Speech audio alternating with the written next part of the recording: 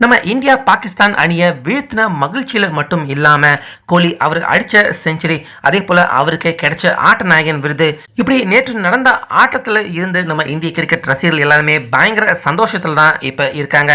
இப்படி இருக்க ஆட்ட நாயகன் விருதை வாங்க வந்திருந்த நம்ம விராட் கோலி இந்த செஞ்சுரி நான் அடிக்கிறதுக்கு மிக முக்கியமான காரணம் ரோஹித் சர்மா அவரும் தான் அப்படின்னு களத்துல நடந்த ஒரு சுவாரஸ்யமான விஷயத்தை பத்தி விராட் கோலி அவரு பேசியிருந்தாரு.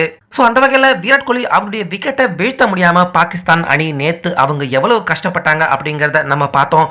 கைக்கு வந்த கோலி அவருடைய கேட்சை விட்டதால பாகிஸ்தான் அணி அவங்க மேட்சையே விட்டுட்டாங்க அப்படின்னே சொல்லலாம். அந்த வகையில் கோலி அவர் செஞ்சுரியை நோக்கி நகர்ந்து போயிட்டு இருக்கப்ப பாகிஸ்தான் பிளேயர்கள் கொஞ்சம் கொஞ்சமாக அவங்க கோலி அவர்கிட்ட அக்ரெசிவாக செயல்பட ஆரம்பித்தாங்க.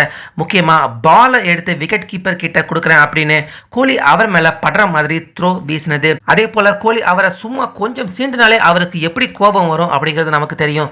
அந்த வகையில் கோலி அவரை கோபப்படுத்துகிற மாதிரியான செயல், இப்படி அடுத்தடுத்துன்னு கோலி அவரை அவுட் பண்ணணும் அப்படின்னு அவருடைய மைண்டை டிஸ்ட்ராக்ட் பண்ற மாதிரியான பல விஷயத்துல நேற்று பாகிஸ்தான் அணி அவங்க ஈடுபட்டிருக்காங்க. முக்கியமா கோலி அவர் செஞ்சுரி கிட்ட நெருங்கி போயிட்டு இருக்கப்ப மேட்ச் தான் தோக்குறோம், கோலி அவரையாவது அவுட் பண்ணிடணும், செஞ்சுரி அடிக்க கூடாது அப்படின்னு பாகிஸ்தான் பிளேயர்கள் கங்கணம் கட்டிக்கிட்டு அவங்க செயல்பட்டிருக்காங்க. முக்கியமா அஃப்ரிடி அடுத்தடுத்து அவர் ஒயிட் பால் வீசினதுலே நம்ம அதை பார்த்து புரிஞ்சுக்க முடிஞ்சுது. ஸோ அந்த நேரத்தில் ரோஹித் சர்மா தொடர்ந்து கோலி அவருக்கு சப்போர்ட் பண்ற மாதிரி கைகளை இங்கேயும் அங்கேயும் அசைச்சு ஒரு மாதிரியான மெசேஜை பார்த்தீங்கன்னா தொடர்ந்து கோலி அவருக்கு பாஸ் பண்ணிக்கிட்டே இருந்தார். அப்போ கடைசி நேரத்தில் வெற்றியின் டார்கெட் 2, ஆனால் கோலி அவர் செஞ்சுரி அடிக்க தேவைப்படுற ரன் 4.